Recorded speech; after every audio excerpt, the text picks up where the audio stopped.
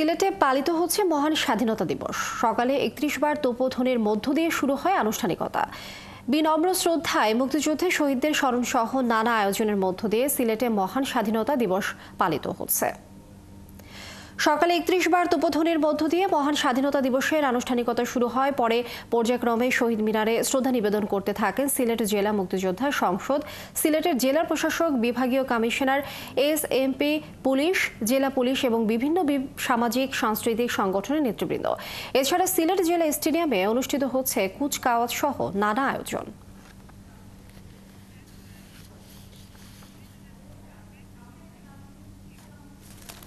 দর্শক, সিলেট কেন্দ্রীয় শহীদ মিনারে চলছে স্বাধীনতা দিবসের নানা আয়োজন। সেখানে এই মুহূর্তে আছেন সহকর্মী মুহিত দিদার, যুক্ত হচ্ছেন তিনি আমাদের সঙ্গে। দিদার, এখন কি অবস্থা দেখছেন? শহীদ মিনারে কি আয়োজন চলছে? সবকিছু মিলে আমাদেরকে জানাবেন। ধন্যবাদ।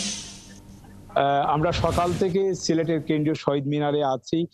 আপনাকে আগে জানিয়েছিলাম যে সূর্য উদয়ের সাথে সাথে ৩১ বার তোপধ্বনির মধ্য দিয়ে ভোর ৬টায় সিলেটের কেন্দ্রীয় শহীদ মিনারে ফুল দিয়ে শ্রদ্ধা নিবেদন শুরু হয়।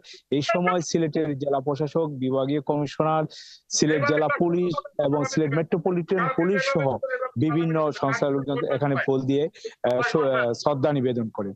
এরপর আপনারা জানেন যে রমজান মাস সেহরির পর অনেকে ঘুমিয়ে, কিন্তু যত বেলা বাড়ছে আমরা দেখতে পাচ্ছি বিভিন্ন সামাজিক সাংস্কৃতিক সংগঠনগুলা শহীদ মিনারে আসতেছেন এবং আস্তে আস্তে যত বেলা বাড়ার সাথে সাথে মানুষজনের ভিড় আমরা দেখতে পাচ্ছি।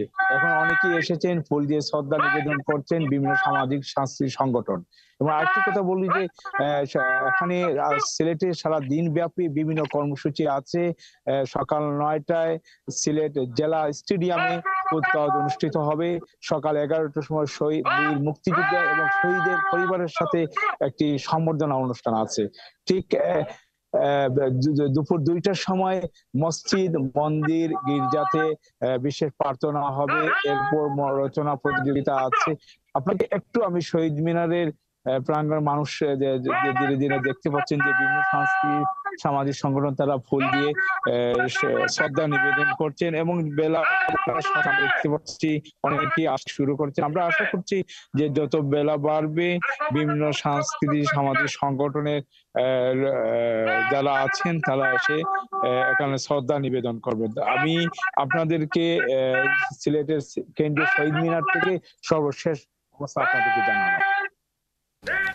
মুহিত দিদার, অসংখ্য ধন্যবাদ।